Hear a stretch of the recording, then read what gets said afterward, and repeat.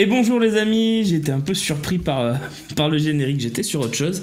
J'étais en train de regarder un peu de re-regarder la liste des Bleus. Voilà, j'espère que vous êtes bien, qu'on est tous ensemble et qu'on va pouvoir commenter l'actualité de l'OM de la meilleure des façons. Vous êtes avec moi sur Twitch. Ouais, ça va la forme. Merci Saona, merci à tous les fidèles qui sont là.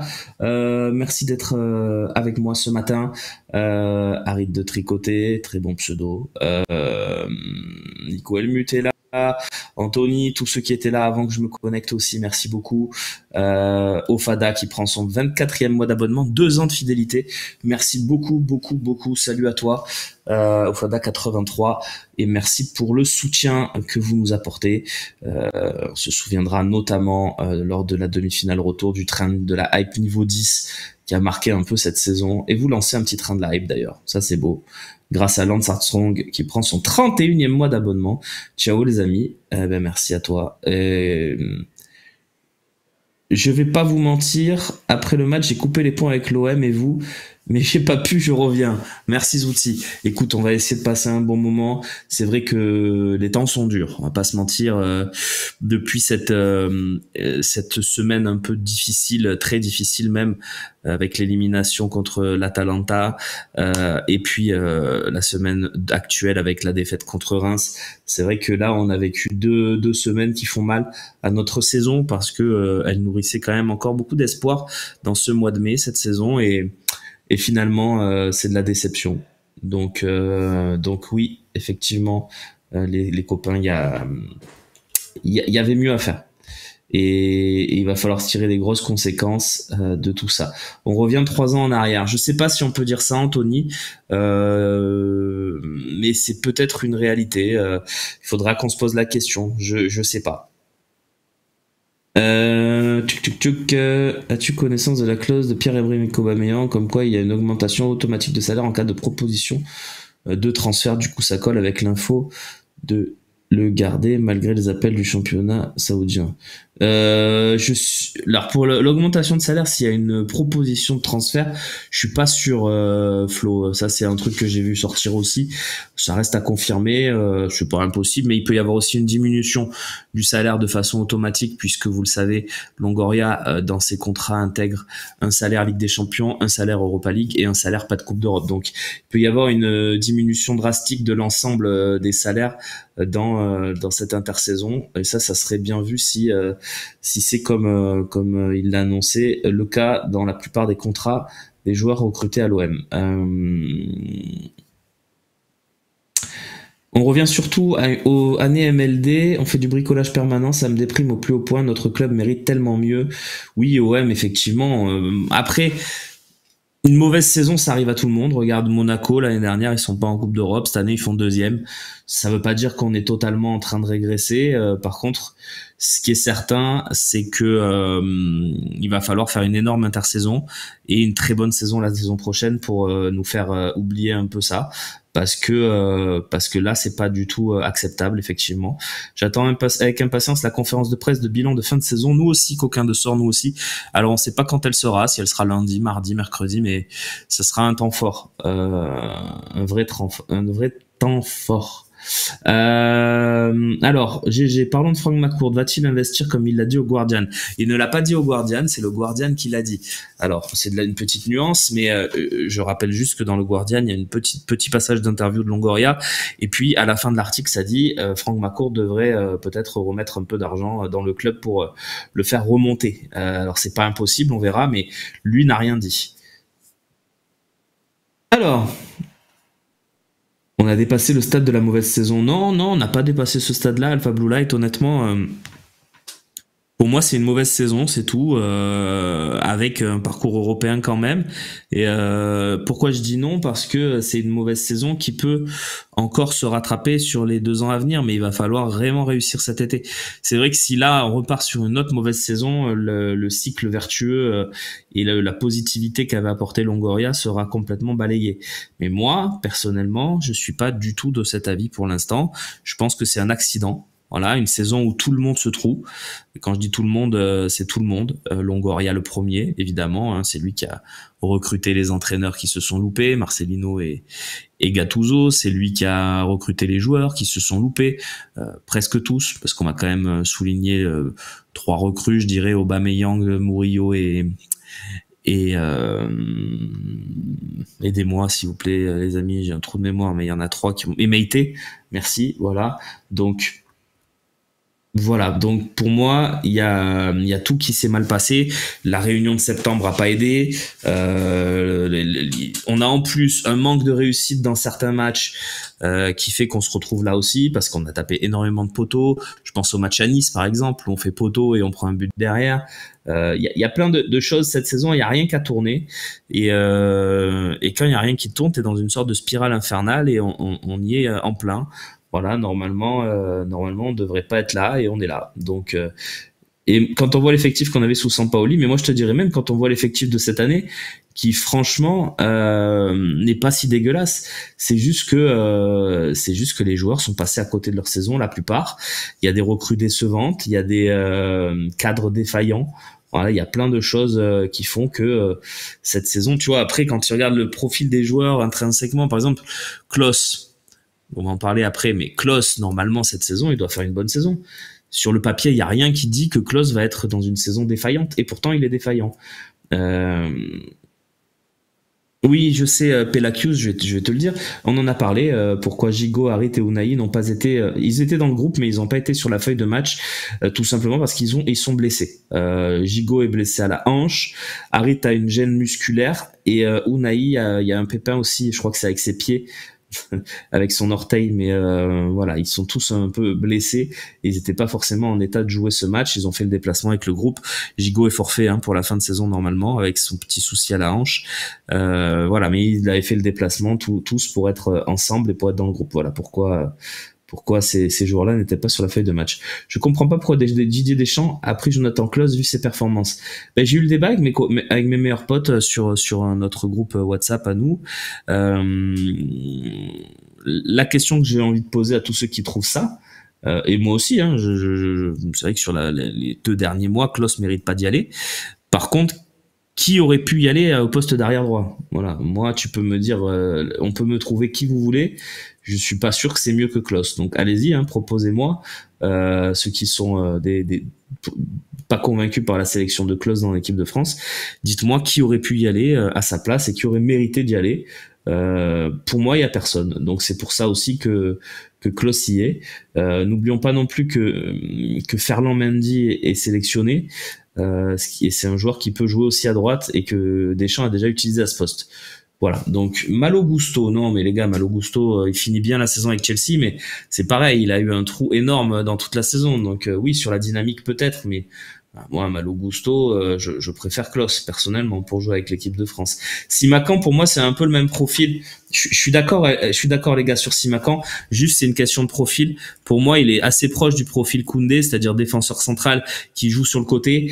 Et je pense que Deschamps, il avait plutôt envie d'avoir un latéral offensif qui peut rentrer dans les 20 dernières minutes et t'amener un peu des trucs offensifs.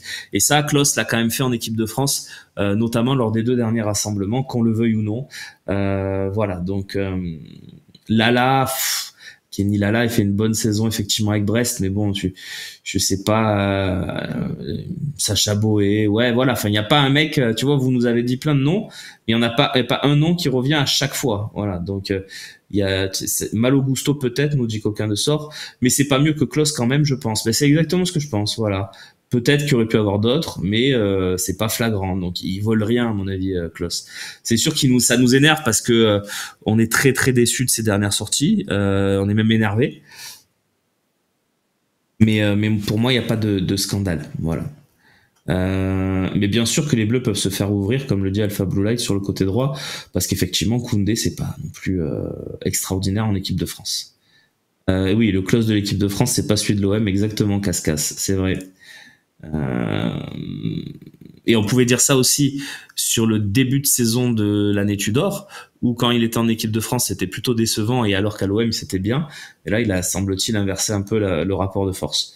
Est-ce que contre ces 100, c'est faisable selon moi, Julien? C'est compliqué Conceição quand même. Conceição, c'est compliqué parce que c'est un coach très hype qui, à mon avis, a beaucoup de clubs dessus. Donc, parce qu'il y a beaucoup de clubs qui vont changer de coach, donc forcément, ça va amener de la concurrence.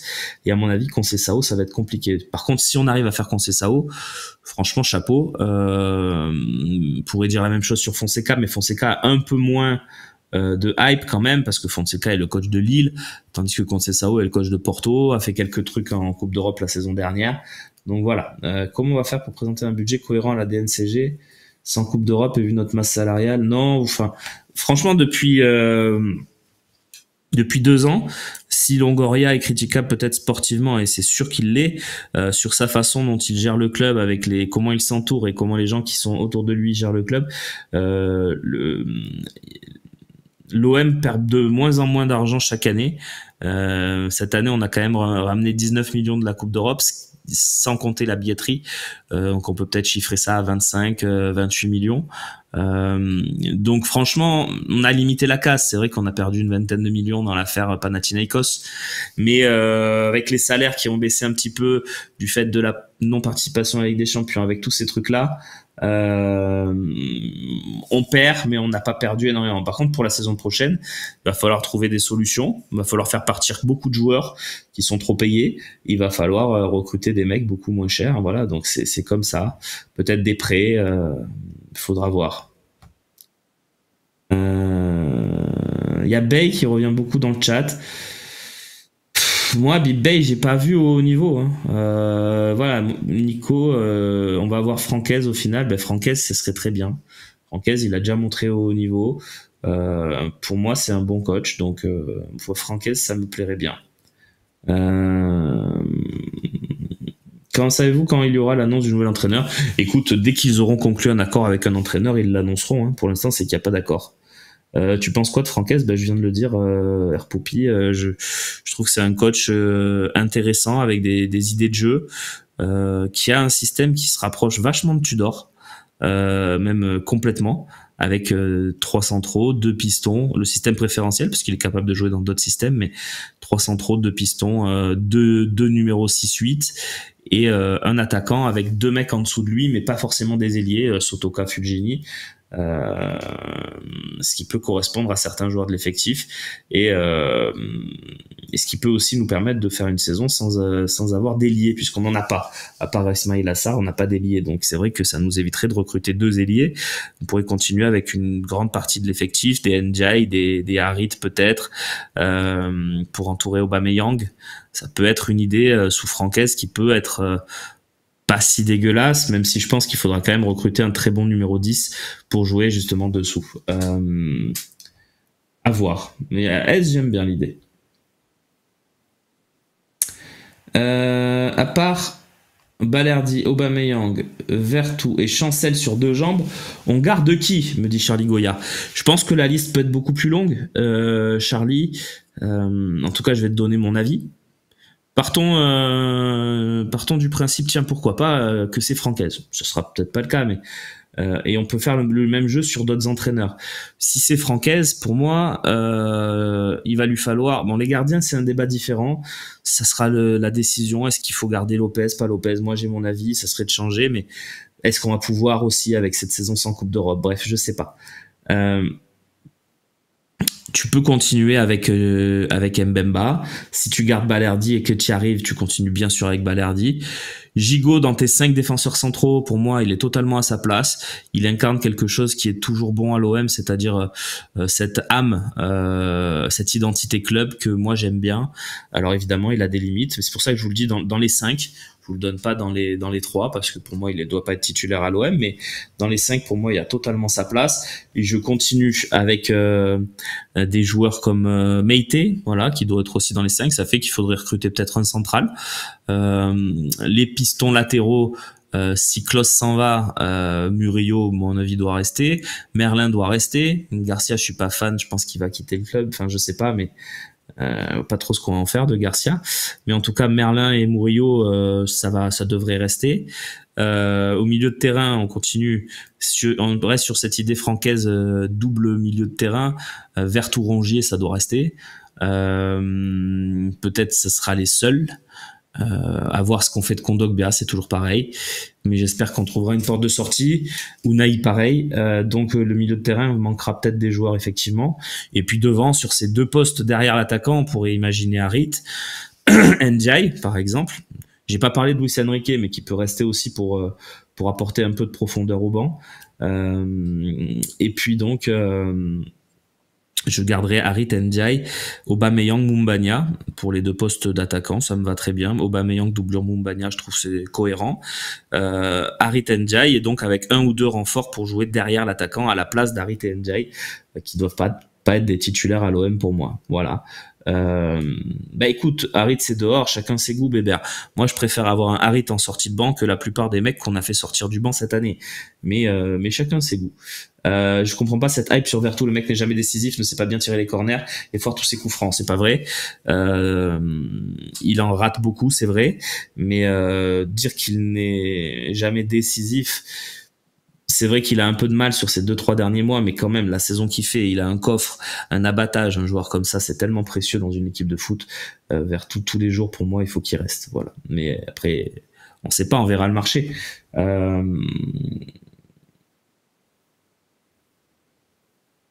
Donc on prend quasi les mêmes et on recommence. Ben écoute Charlie, je réponds à ta question. Moi je te dis, il y a une base de une quinzaine de joueurs qui vont rester, je pense, et que ça me dérange pas. Mais il faut que cette base soit agrémentée voilà, d'un arrière droit titulaire, d'un arrière gauche titulaire, parce que Merlin pour moi c'est pas encore assez, c'est pas prêt, d'un défenseur central titulaire, d'un milieu de terrain titulaire, d'un milieu offensif au moins titulaire. Donc oui, non, on garde les mêmes, mais on change quand même pas mal de choses. Alors, je dis pas que c'est ce que j'ai envie, Ballot. Je te donne une tendance, une idée, par exemple, si c'est Francaise. De toute façon, les gars, on va pas avoir 60 millions d'euros à dépenser sur le mercato, donc on peut pas faire partir tout le monde. Déjà, tu peux pas s'il y a pas d'offres. C'est pour ça que je pense que j'ai pas gardé Sarr parce que je pense qu'il y aura des offres. J'ai pas gardé Kondogbia parce que je pense que tu peux arriver à le refourguer dans un championnat exotique. Voilà, Klose, à mon avis, il y aura des offres. Voilà, donc voilà, je vis dans le monde réel et je me dis pas ouais, on va dégager tout le monde, on va remplacer tout le monde. Je pense que c'est pas possible.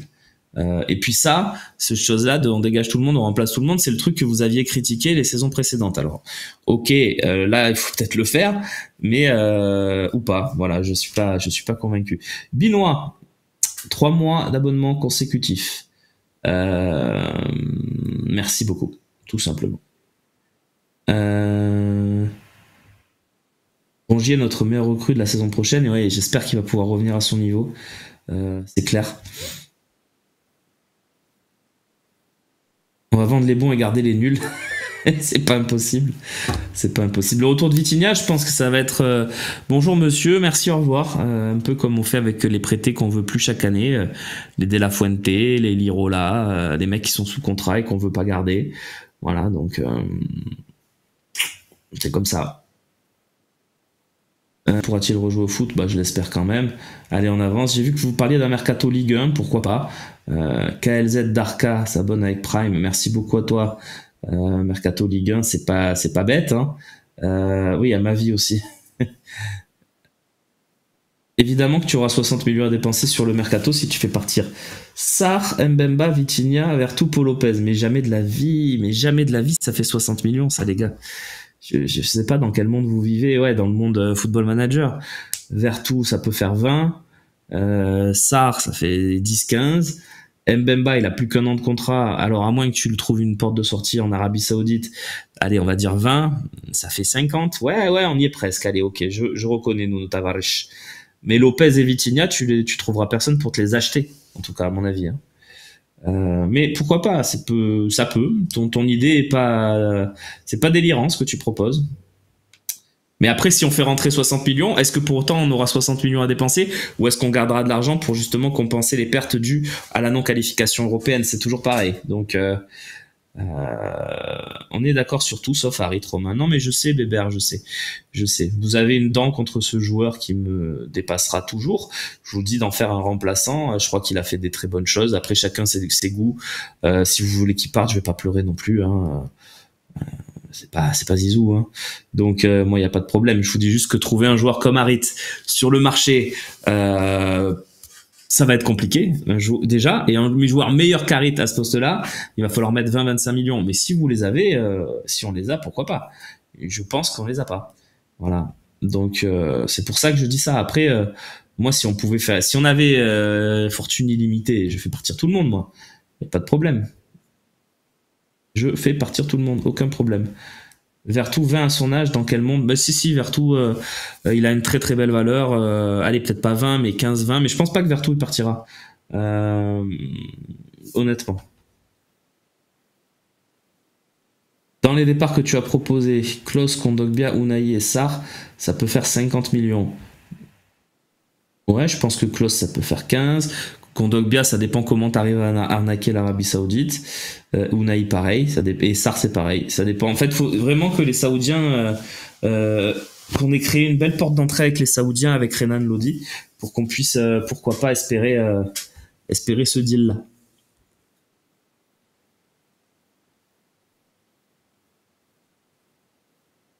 Quand tu cliques sur s'abonner, rien ne se passe, Ballot. Est-ce que t'es connecté? Enfin, là, je peux pas t'aider comme ça à distance. Puertas à la place d'Harit. C'est qui Puertas? Ah, oui, Puertas, oui, je vois. Oui, si vous voulez. Après, est-ce que ça vous plaît pas quand même d'avoir des joueurs qui se parlent français entre eux? Je sais pas, j'en sais rien. Je sais pas. Je sais pas. Non, on est d'accord sans Batapi. Hein. Moi, j'ai pas de dents contre Harit, je veux juste qu'il soit concurrencé par un meilleur milieu offensif. J'ai le même avis que toi. Exactement.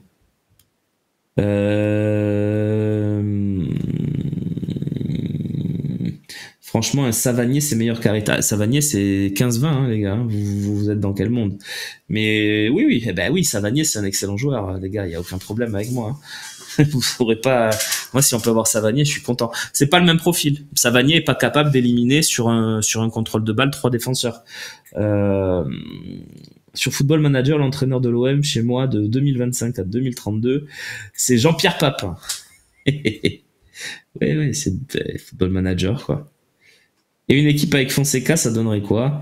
On peut refaire le jeu si tu veux, mais c'est pas les mêmes du coup que je fais partir. Fonseca, ça donnerait peut-être que du coup je fais partir Mbemba pour faire rentrer des sous, hein, c'est toujours pareil. Du coup je fais Balerdi, un autre titulaire, Gigot et Meite pour les 4 défenseurs centraux. Un avion quoi.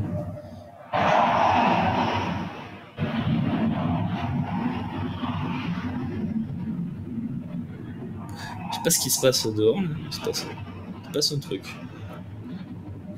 Vous entendez peut-être? Je sais pas. Je sais pas. Qu'est-ce que c'est que ce truc? Bref. Donc, non. Et voilà. Donc, Ludovic Blas, non les gars. Si vous avez pas aimé Harit, vous aimerez pas Ludo Blas. Si vous avez pas aimé Ndiaye, vous aimerez pas Ludo Blas, qui réussit 5 matchs excellents par saison, qui le reste du temps est insupportable. Non, j'habite pas du tout à côté d'une base aérienne justement. Va à la cave, j'ai pas de cave. non, mais vraiment pas. Et si je l'ai pris avec le sourire, c'est justement parce que je suis pas non plus en Ukraine, etc. Bref, c'est l'avion des Saoudiens, peut-être. Donc, oui, on va faire le jeu. Fonseca, c'est un 4-2-3-1. Donc, Fonseca, je garde Balerdi et une recrue en défense centrale, plus Gigot et Meite en backup. Latéral droit, une recrue et Murillo. Latéral gauche, une recrue et Merlin. Milieu de terrain, je garde Vertou, Rongier toujours, plus 2 recrues. Et devant, du coup, je garde toujours Mumbagna et Aubameyang pour le poste d'attaquant à 2. Je garde Sarr parce qu'il va falloir des ailiers dans cette circonstance-là. Plus une recrue ailier, plus une recrue numéro 10, plus sur le banc Harit et Ndiaye si on n'arrive pas à le faire partir. Mais c'est tout. Voilà.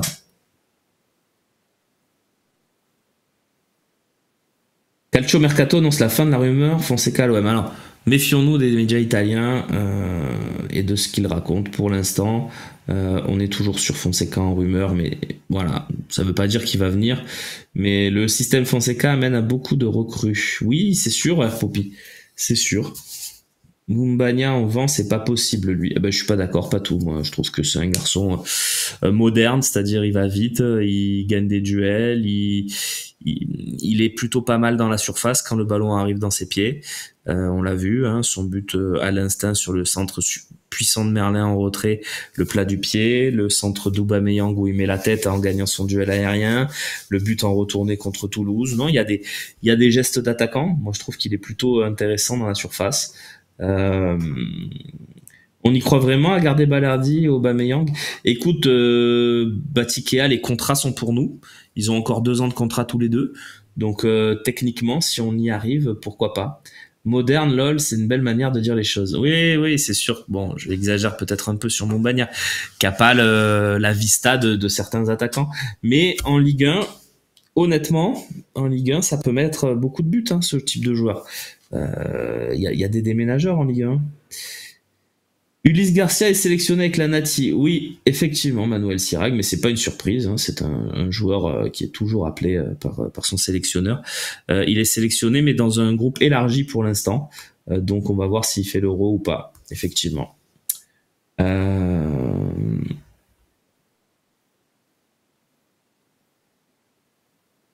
Aubameyang, il pèse pas assez. Kali. Aubameyang, il pèse pas assez pour un attaquant, je trouve. Oui, effectivement, mais je peux être d'accord avec ça.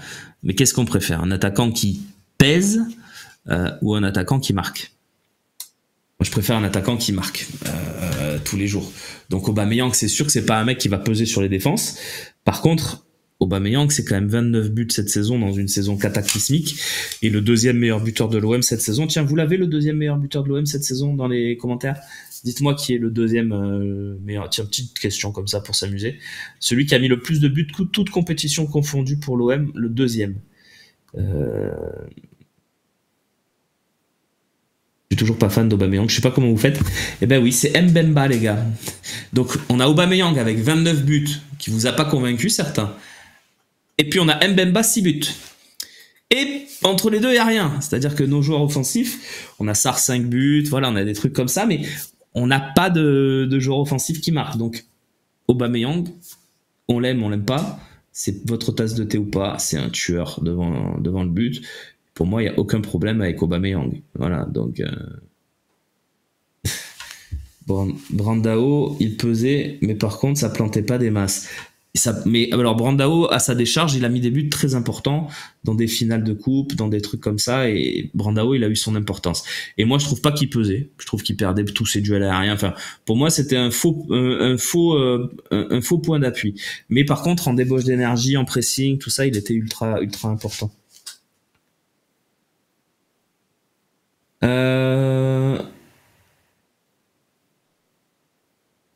Romain, on demande tous de la stabilité. Du coup, une saison sans Coupe d'Europe avec nouveau coach ne serait-ce pas une aubaine? Peut-être, Taigong Wang, peut-être, parce que effectivement, ça peut permettre de jouer un top 4, de réussir à se qualifier pour la Ligue des Champions et de continuer sur une 2e saison avec le même coach qui aurait renforcé son effectif. C'est pas impossible. Recrue Longoria épisode 1. Guendouzi, Under, Saliba, Gerson, Milik, Sanchez, Vertu, Harit, Mbemba, avec peu de moyens. Alors ça c'est sur les 2 premières saisons effectivement, mais on est d'accord.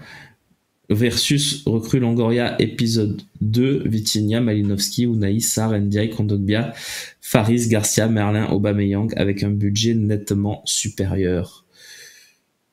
Oui, il y a Meite aussi dans cette liste à ajouter, mais effectivement, Murillo aussi, enfin voilà, mais effectivement. C'est vrai, on peut faire le bilan comme ça. Et qui est le meilleur passeur? C'est Aubameyang. C'est Aubameyang avec 11 passes aussi. Donc voilà. Et le 2e meilleur passeur, c'est Klose avec 10 passes, toutes compétitions confondues. Et effectivement, Aubameyang, il est dans une grosse saison. Et d'ailleurs, tiens, Aubameyang va finir meilleur buteur de la Ligue Europa et Harit et Klose vont finir co-meilleur passeur de la Ligue Europa. Qui l'aurait cru? avec 6 passes pour les deux, et avec 11 buts, je crois, pour Aubameyang. Voilà. Et Harit est le 3e meilleur passeur, exact, John Owen, de la saison de l'OM, ouais. Absolument. Et Aubameyang qui se fait des passes pour lui-même. Non, mais voilà, c'est pour ça. Si Aubameyang avait tout réussi à l'OM, c'est qu'il avait toujours le niveau pour le top niveau. Et ne serait jamais venu. C'est déjà incroyable de l'avoir, nous dit Batik. Oui, je pense qu'on réalise pas forcément le statut de l'OM, en fait. Je pense qu'on se voit toujours trop beau. Et effectivement, d'avoir eu Sanchez puis Aubameyang, à quelque part, c'est quand même une réussite d'avoir fait ces deux coups. Qu'on le veuille ou non, qu'on les paye cher ou non. Personne ne parle du body language d'Aubameyang. Les joueurs comme ça me fait perdre mes moyens. Ouais, moi ça me gêne pas, moi. Un mec qui a envie d'avoir des ballons, qui râle, pourquoi pas. Sanchez était pareil. Hein. C'est peut-être 10 buts Aubameyang, effectivement, Steph. J'ai peut-être inventé des buts. Je préfère Aubameyang à Milik qui se cache encore au deuxième poteau. Bah évidemment, oui, c'est sûr. On aura peut-être des offres pour Harit, du coup, ouais, c'est pas impossible, effectivement. Et dans ce cas-là, il faudra vraiment réfléchir. On devait faire un bilan de Longoria aujourd'hui. C'est vrai, allons-y GG. Qu'est-ce que dire? Alors, je vais vous donner mon avis et après je prendrai vos avis et on en débattra avec grand plaisir. Longoria. Attends, juste je lis le message d'Anthony, ça va nous lancer parfaitement. En s'appuyant sur les effectifs des 2 premières saisons avec un coach qui restait dans la lignée, Sampaoli, on n'en serait pas là. Alors, ok, sur Sampaoli, effectivement, pourquoi pas, même si Gerson, on a essayé de le conserver, enfin, il y a eu Saliba, on n'a pas pu, voilà, il y a eu des tentatives, moi je jette pas la pierre. Mais je vais prendre l'effectif de Tudor, vous montrer, enfin, vous donner mon avis, parce que j'ai pas mis OM, donc forcément ça me sort n'importe quoi. Voilà, on va prendre ça, tac. Effectif. Il est où l'effectif? Il est où? Voilà, merci. L'effectif de Tudor. Donc, prenons l'effectif qui a fini la saison avec Tudor. Hein. Lopez, Blanco, on les a gardés. Non, c'est juste pour vous dire qu'il n'y a pas eu de révolution entre Tudor et Marcelino dans l'effectif, et je vais essayer de vous le montrer là. Lopez, Blanco, on les a gardés. Bailly, on l'a pas conservé après son prêt, ça me paraît pas choquant. On a gardé Gigot, Balerdi, Mbemba. Notre meilleure défense centrale de la saison en termes de statistiques et de matchs gagnés, c'était avec ces 3 joueurs-là. Donc tu gardes ta défense centrale, Gigot, Balerdi, Mbemba. Kolasinac, tu as essayé de le prolonger, il n'a pas voulu. Il voulait un salaire démentiel. Et Bailly, c'était pas la peine d'insister. On l'a vu, il s'est reblessé avec Villarreal, enfin bref. Donc déjà, pour moi, il n'y a pas d'erreur en défense centrale. Tu gardes 3 joueurs, tu ajoutes Bamou Meïté, bon, pour le coup, il n'y a pas de problème. Arrière droit, Klose fait une saison plutôt bonne, tu pars sur Klose, tu continues avec Klose, et tu remplaces Issa Kabore par Murillo. Bon, encore une fois, moi, il n'y a pas de problème. À gauche, c'est là que peut-être... Et encore non, parce qu'on va pas dire que Nuno Tavares méritait de continuer l'aventure.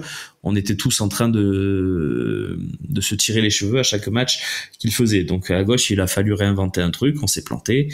C'est comme ça, mais on n'a pas manqué de continuité sur ce poste-là non plus. En milieu de terrain, t'avais les ronge-tout, comme certains les appelaient, Vertou Rongier, sont conservés. Unai est conservé. Harit est conservé. Tu fais partir Guendouzi. C'est un choix que beaucoup n'auraient pas fait, qui moi me dérange pas, parce qu'il était pas utilisé par Tudor, et il était le dernier dans la hiérarchie de Marcelino, derrière même Pape Gueye que tu gardes aussi pour faire plaisir à Marcelino. Donc il y a de la continuité. C'est vrai qu'il y a Guendouzi qui part, et ça c'est regrettable. Bon, évidemment les mecs qui partent, c'est ceux qui nous manquent le plus, puisque c'est des mecs avec du caractère. Donc je continue sur ça.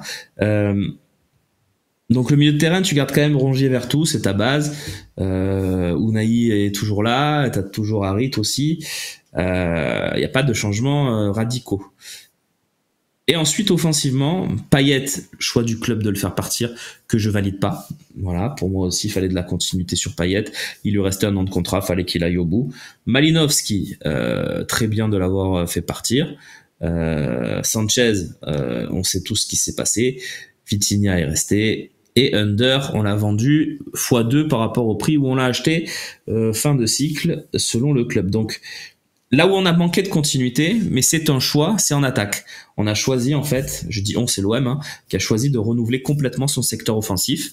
Aubameyang, Sarr, Ndiaye, Correa, et j'en passe, pour renforcer l'attaque. Ça n'a pas marché. C'est de constater. Mais voilà, pour ce qui est de la stabilité, l'équipe a pas manqué de stabilité entre les deux saisons. Pour moi, c'est totalement normal ce qui s'est passé. C'est-à-dire, t'as gardé ta base, hein, je vais pas vous la refaire, et t'as juste fait du gros changement en attaque. On disait beaucoup que Sanchez était seul en attaque sur la fin de saison, avec un peu Under. Là, ils se sont dit, on va partir en prenant plein d'attaquants. Bon, ça a pas marché.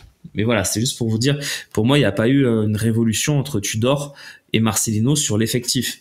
Il y a eu des changements, des choix forts qui n'ont pas payé. Les départs de Payet, Sanchez, Guendouzi, Kolasinac, ça a forcément pas payé. Donc, j'en reviens à mon Longoria. Voilà. Désolé, j'ai pas lu le chat, j'étais sur l'effectif. Non, mais ça, c'est des conneries, les gars, excusez-moi. Un mot sur les propos de Régis. Merci. Je vais pousser un coup de gueule aussi par rapport à ça. Et Neko-san, les 163 transferts en 4 ans. C'est une énorme saucisse. Alors, la sortie, je sais pas si c'est Stéphane Guy qui l'a sorti, je crois pas, mais lui l'a reprise aussi, et reprise en permanence. Ces 163 mouvements, exemple, prêt, retour de prêt, transfert Guendouzi, c'est 6 mouvements pour un joueur. Si on fait les comptes, c'est au même niveau que plusieurs clubs de Ligue 1. Exactement, et ça compte aussi, je crois même, les transferts des jeunes, des prêts, des machins, des fins de contrat. Donc, et Paris, je crois, ils sont à 150, alors ils font pas des trucs incroyables sur le mercato. Lyon, ils sont comme nous. Donc, Monaco, j'en parle même pas, parce qu'ils ont des mouvements permanents sur les jeunes de leur effectif. Donc ça, c'est des conneries énormes, le truc des 163 mouvements. Et Longoria fait pas plus de transferts que d'autres. Voilà. Donc ça, c'est la connerie. Excusez-moi de le dire comme ça, mais c'est la connerie, l'argument le plus fallacieux quand on veut défoncer Longoria. Parce que, honnêtement, les transferts, il en a pas fait tant que ça. Quand il prend l'équipe, quand il devient président, il fait venir 4 mecs au mercato d'hiver, dont Lirola et Milik. Après, l'été d'après, l'équipe, elle est dégueulasse. Il y a des mecs qui partent comme Thauvin, tout ça. Il prend des joueurs, et on l'a dit, que des bons joueurs pour faire l'équipe à Sampaoli. Qu'est-ce que tu veux lui reprocher là? Bartou Gelmaz, c'est des dossiers, le mec il arrive, il repart pour 1 million d'euros un an plus tard, pourquoi pas. Tongia Ake, il y a eu un petit truc, c'est en train de voilà, ça a été jugé, la Juve est un peu plus embêtée que nous sur ce dossier-là, bon. Et qu'est-ce que tu veux lui reprocher sur les mouvements? Tudor, il arrive, il lui prend quand même Alexis Sanchez, il fait du mercato, des bons joueurs arrivent comme Chancel Mbemba. Qu'est-ce qu'on reproche? Enfin, en termes de masse de transfert, pour moi, c'est totalement normal. Non, il faut arrêter ces conneries aussi à Faransis. Pardon, hein. Pardon avec ça, mais c'est des bêtises. Ça fait quand même, excusez-moi, je veux pas vous traiter ou quoi, il y a pas de problème, mais c'est des trucs qu'on entend, mais c'est des bêtises. Ça fait quand même 163 transactions dans laquelle il a pris sa commission. C'est n'importe quoi, c'est faux. C'est diffamatoire. Donc ça, les gars, il faut vraiment arrêter de dire ça. Vous pouvez ne pas l'aimer, vous pouvez trouver qu'il est pas bon, vous pouvez trouver qu'il faut qu'il parte. Il y a aucun problème avec ça et vous avez peut-être raison. Par contre, arrêtez de dire ça. Faut arrêter parce que c'est faux. C'est faux. Est-ce que de temps en temps, il y a un transfert qui va l'arranger parce que c'est une agence qui connaît, parce que c'est un agent qui connaît, parce que avec cet agent, il y aura pas de problème? Oui. Est-ce que il fait rentrer un peu des amis à lui, des potes à lui, des connaissances à lui dans l'encadrement du club, des gens qu'il connaît bien, des Iriondo, des Otero, des Ribalta? Oui. Mais pourquoi? Parce que moi, si vous me mettez à la tête de l'OM, je vais m'entourer avec des gens que j'aime bien. Je vais prendre Romain Canuti pour gérer la com. Je vais prendre Selvol pour gérer, pour faire la relation entre l'effectif pro et les dirigeants. Voilà, pour pouvoir faire un peu, je sais plus comment s'appelle ce poste, coordinateur. Voilà, moi, je vais prendre des mecs en qui j'ai confiance. Donc, que Otero soit arrivé au centre de formation, c'est normal. Enfin, moi, en fait, il faut arrêter de parler de... J'ai l'impression que... je sais pas, j'ai l'impression que les anti-Longoria n'ont que ça en tête, c'est de magouiller les chiffres, c'est-à-dire 163 transactions, c'est des conneries, voilà, de magouiller, de le faire passer pour quelqu'un qui va croquer sur les transferts, c'est pas vrai. Encore une fois, oui, il fait des deals avec des agents qu'il connaît, comme tous les dirigeants du foot mondial. Tous les dirigeants du foot mondial font ça. Je veux dire, à un moment donné, qu'est-ce qu'on veut? On veut laver plus blanc que blanc? On n'y arrivera pas dans ces cas-là. On n'y arrivera pas. Donc à un moment, il faut arrêter. On a voulu remettre en cause tout l'Olympique de Marseille pour un plateau repas, pas donné dans un tournoi U15. Arrêtons un peu. Disons que Longoria n'a pas réussi cette saison. Disons, si vous le voulez, parce que vous avez le droit de le penser, qu'une saison foirée comme ça, avec des mercatos consécutivement ratés, ça doit dégager, il n'y a pas de problème. Par contre, ne l'attaquons pas sur des trucs où il n'est pas responsable. Honnêtement, moi je serais très surpris qu'on apprenne un jour que Longoria a touché des commissions sur des transferts. À un moment donné, il faut arrêter, il faut vous aérer, quoi. Je sais pas. Tout ce que je viens de vous dire, je le pense sincèrement. Moi, je pense qu'il faut continuer avec Longoria. Je le défends pas parce que c'est mon ami, ce n'est pas mon ami, ça n'est pas une source à moi. Longoria, je le connais pas, d'accord? J'ai de temps en temps, évidemment, bon, on est en contact parce qu'on est journaliste avec les dirigeants du club, mais je le défends pas pour le défendre. Moi, s'il part, ça me choque, je vais pas pleurer, je m'en fous. Je vous dis juste, attaquez-le pour des bonnes raisons. Attaquez-le parce qu'il s'est trompé sur Rivalta, qui nous a fait beaucoup de saucisses. Attaquez-le parce qu'il s'est trompé sur ses mercatos. Mais ne l'attaquez pas en disant des conneries, quoi. Dire qu'il prend des commissions, des machins, des ci, des ça. C'est faux. C'est faux, les gars. Voilà. Donc. Mais encore une fois, qu'a-t-il apporté? Ah, mais ça. Alors ça, Cisco, pas de problème pour cet argument. Qu'est-ce qu'il a apporté au club? Longoria, il a l'immunité ou... Alors, évidemment, il y a le débat. On peut l'avoir, ce débat. Qu'est-ce qu'il a apporté au club? Aucun problème. Aucun problème. Juste ne sortez pas des trucs faux. Voilà, des trucs où vous attaquez l'homme. Moi, je suis pas d'accord. Voilà. Comme d'ailleurs, quand on a attaqué l'homme Héros, j'étais pas forcément d'accord. Par contre, Héros, moi, j'ai appelé à son départ 2 ans avant qu'il parte. Mais n'attaquons pas les hommes. Ça sert à quoi?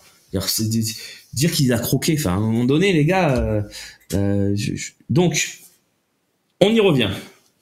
Donc qu'est-ce qu'il a apporté à l'OM? Et c'est ça la vraie question, et qu'est-ce qu'il doit apporter à l'OM sur le futur? Et est-ce qu'il est l'homme de la situation? Ça c'est le débat, et ça j'ai pas la réponse. Moi j'ai juste un avis qui est de dire oui il a apporté à l'OM, et oui il faut continuer. Pourquoi je dis ça?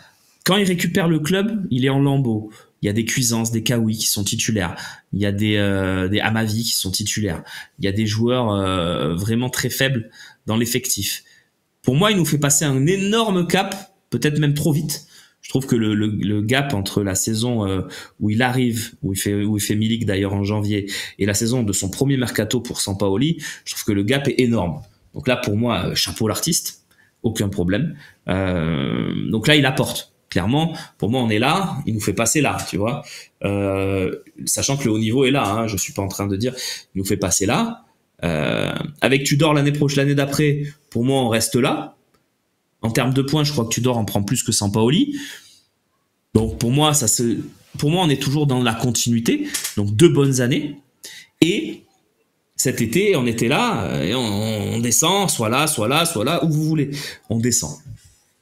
Pourquoi je dis que Longoria est capable de nous remonter et qu'il faut continuer avec Longoria? C'est parce qu'on était là et qu'en un été, il nous a mis là. Donc moi, j'ai toujours confiance en Longoria dans le sens où on est revenu là, mais en un été, il peut nous remettre là. Donc, est-ce que vous voulez repartir avec un autre cycle? Ça s'entend. Moi, c'est pas mon avis. Et rajoutons et tu as raison, Dom Flamingo, dans les arguments, équilibre financier quasiment retrouvé. On est tout proche de l'équilibre depuis plusieurs saisons, là où avant c'était pas le cas. Le merchandising, la billetterie, tout ça fonctionne très bien, etc. L'image club, etc. Les sponsoring, tout fonctionne bien. Le centre de formation m'a l'air de fonctionner. On est en finale de la Gambardella. Dans 9 jours, on va vivre ensemble 4 heures de direct autour d'une finale de Gambardella. avec une génération que Longoria et les siens ont fait grimper, que l'entourage de Longoria nous a recruté des Sternal, des Bacola, des Aboubakar Dosso sur ces 2 dernières saisons. Donc, on est en progrès. Le projet Next Gen d'avant nous permet d'avoir des mecs comme Gaël Lafont qui n'ont pas signé dans d'autres clubs, mais qui sont restés à Marseille. Donc, voilà, moi et en play-off aussi, en quart de finale Samba Tapi, pour être précis, ça sera contre Lille et ça sera ce dimanche à l'OM Campus. Malheureusement, pas de billetterie, pas d'accès pour les supporters puisqu'il y a beaucoup d'invitations et peu de place, donc beaucoup d'appelés, peu d'élus. Le match se déroulera dimanche quand même à l'OM Campus pour le quart de finale contre Lille. C'est les 2 premiers de chacune des 4 poules des U19 nationaux qui sont passés en quart de finale. Nous, on affronte le 2e de la poule du PSG qui a fini premier. Donc, c'est le LOSC qui se déplace donc à Marseille pour le quart de finale. Voilà. Et après, il y aura le Final Four, évidemment, en juin. Donc, on en est là. Le centre de formation, très bien. Donc, voilà. Est-ce que, maintenant qu'on a dit ça, il faut continuer avec Longoria? Ça, c'est la question. Et j'avoue, moi, mon fort intérieur, je pense qu'il est capable de nous remonter et de retenir ses erreurs. Voilà, de se dire, est-ce que d'aller chercher... en fait, tout ce qu'il a fait cet été, c'est des trucs qu'il avait déjà fait et qui avaient marché. Et là, il n'y a pas grand-chose qui a marché. Donc, à part vous dire que le foot est cyclique, que moi je suis prêt à accepter une mauvaise saison là où d'autres ne le sont pas, ce que je peux entendre aussi parce que l'OM on n'a pas le droit d'accepter une mauvaise saison, etc. Moi je préfère jouer la continuité là-dessus, c'est mon avis. Maintenant je vais pas le défendre outre mesure. Il y a des délires qui se sont passés avec Longoria.